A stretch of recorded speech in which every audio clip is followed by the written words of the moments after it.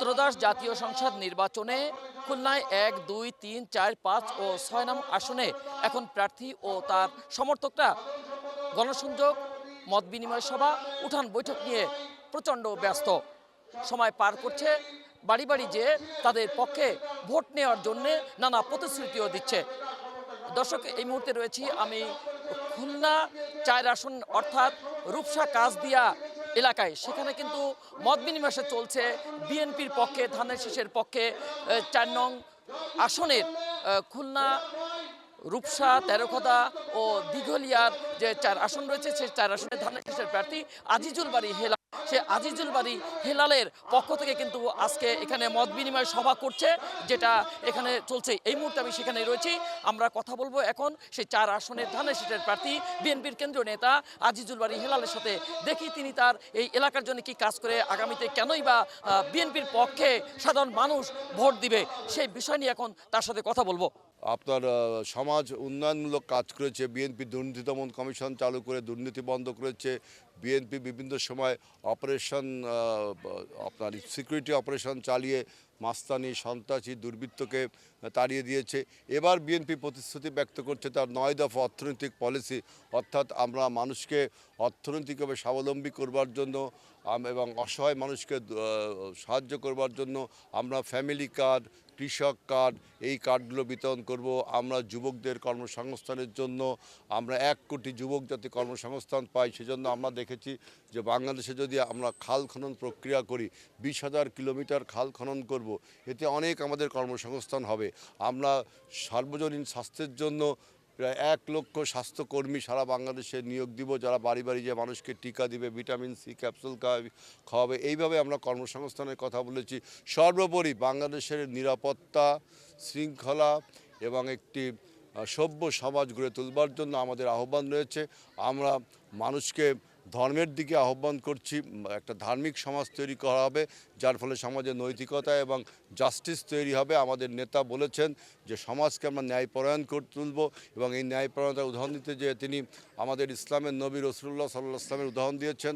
এবং আমরা মসজিদ, মন্দির, যে সমস্ত মুয়াজ্জিন, আপনার খতিব বা আপনার ইমাম আছে বা পুরোহিত আছে, তাদেরকে আমরা রাষ্ট্রীয় পর্যায়ে ভাতা প্রদান করব। এইভাবে সমাজটাকে আমরা ধার্মিক করে তুলব। এই বিভিন্ন কর্মসূচির মাধ্যমে কর্মসংস্থান সবচেয়ে বড় একটা ইস্যু আমাদের। এই কর্মসংস্থান আমরা সৃষ্টি করব। এই জন্য মানুষ এবারও একটা অভিজ্ঞ দল হিসেবে ধানের শীষকে আবারও নির্বাচিত করবে। সবচেয়ে বড় কথা হলো যে তরুণ নেতৃত্বের প্রয়োজন। সেই হিসাবে আমাদের নেতা তারেক রহমান বাংলাদেশের তরুণের হৃদয়কে তিনি স্পর্শ করেছেন, তরুণের ভাবনাকে তিনি স্পর্শ করেছেন এবং তরুণদেরকে তিনি একত্রিত করতে পেরেছেন। সুতরাং বাংলাদেশের মানুষ সিদ্ধান্ত নিয়েছে, আমাদের দৃঢ় বিশ্বাস যে সবাই তারেক রহমানকে এবার প্রথমবারের মতো বাংলাদেশের প্রধানমন্ত্রী নির্বাচিত করবে। খুলনা ৪ আসনে আপনি যদি এমপি মনোনীত হতে পারেন, তাহলে সাধারণ মানুষের জন্য কি করবেন, আর এলাকাবাসীর কি প্রতিশ্রুতি আপনার?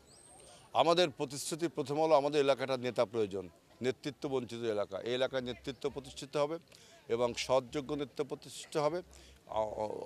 আপনার দুর্নীতি, আপনার সন্ত্রাস, চাঁদাবাজি, দখলবাজি, এগুলো বন্ধ হবে এবং আমাদের এলাকাটা নদী দ্বারা বিচ্ছিন্ন। আমরা ভৈরব নদীর উপর 2টা সেতু নির্মাণের কথা বলেছি। একটা সেতু এখনও অসমাপ্ত রয়েছে, সেই সেতু কাজটি সমাপ্ত করা হবে এবং ভৈরব নদীর উপর 2য় সেতু আমরা নির্মাণ করব।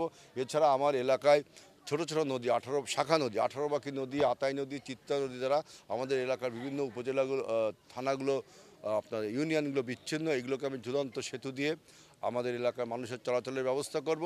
আমাদের এই এলাকায় জলাবদ্ধতা আছে, বড় বড় বিলে, ভুতিয়ার বিল, বাসুয়াখালী বিল, পল্লবীর বিল, এরকম প্রচুর বিল, পদ্ম বিল, এই সমস্ত বিলে আমরা স্লুইস গেট নির্মাণ করে আমাদের জলাবদ্ধতা দূর করে ফসল উৎপাদন করব। মানুষ আমাদেরকে সেই সমস্ত কথা বলছে। আপনি জানেন ইতিমধ্যে বিএনপি জনতার মুখোমুখি 2বার হয়েছি।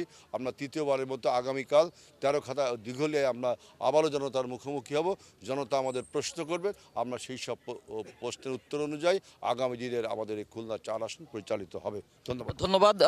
যেভাবে বলছিলেন খুলনা 4 আসনের বিএনপির মনোনীত প্রার্থী আজিজুল বারী হেলাল, তিনি কিন্তু বলেছেন ভৈরবে আরেকটি সেতু সহ সাধারণ মানুষের যে ভোগান্তি, দীর্ঘদিনের ভোগান্তি, জলাবদ্ধতা, সেই সাথে কিন্তু নদী খনন, খাল খনন সহ নানা ধরনের কর্মসূচির কথা বলেছেন। দর্শক, এই ছিল আমার কাছে খুলনা 4 আসন থেকে নির্বাচনী গণসংযোগ, আলোচনা সভা ও মত বিনিময় সভার সর্বশেষ খবর।